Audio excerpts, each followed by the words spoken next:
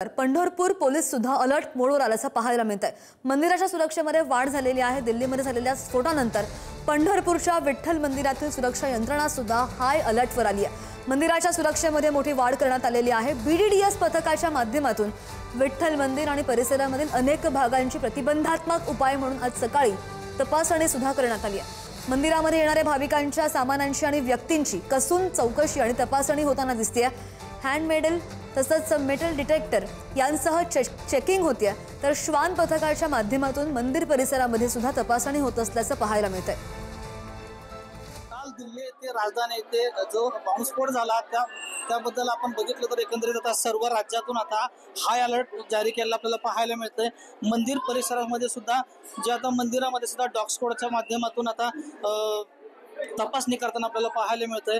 मंदिरामध्ये सुद्धा मोठा पोलीस बंदोबस्त सुद्धा वाढवण्यात आलेला आहे। मंदिराच्या सुरक्षेसाठी मंदिरातील सुरक्षा यंत्रणेमध्ये सुद्धा वाढ केलेली आपल्याला पाहायला मिळते। एकंदरीत आपण बघितलं तर काल ज्या दिल्ली बॉम्बस्फोट झाला त्या ठिकाणी आज डॉगच्या माध्यमातून आणि वेगवेगळ्या प्रकारचे इक्विपमेंट वापरून दर 2 तासाला हे डॉग स्क्वॉड तपासणी करताना आपल्याला पाहायला मिळते।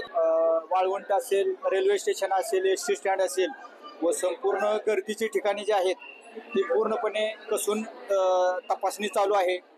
काही संशयास्पद वस्तू मिळते का किंवा संशयास्पद कुठल्या हालचाली आहेत का या अनुषंगाने आमच्या सोलापूर ग्रामीण BDDSची तपासणी चालू आहे। किती तासाला ही तपासणी केली जाणार आहे? हाय अलर्ट जारी झाल्यापासून आम्ही प्रत्येक 2-2 तासाला तपासणी चालू आहे।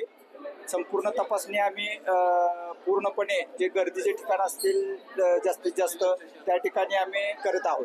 आपण काल पाहिलं तर दिल्लीमध्ये जो बॉम्बस्फोट झाला त्यामध्ये आता मंदिर प्रशासनाच्या मंदिराचा सुद्धा आता पोलीस यंत्रणाचा आता यंत्रणा वाढवण्यात आलेली आपल्याला सुरक्षा यंत्रणा वाढवण्यात आली आपल्याला पाहायला मिळते। आणि दर 2 तासाला BDDS पथक मंदिर परिसर असेल, एसटी स्टँड, बस स्टँड असेल मंदिरातील तपासणी करताना आपल्याला पाहायला मिळते। कॅमेरामन JD समी, माऊली डांगे, पुढारी न्यूज, पंढरपूर।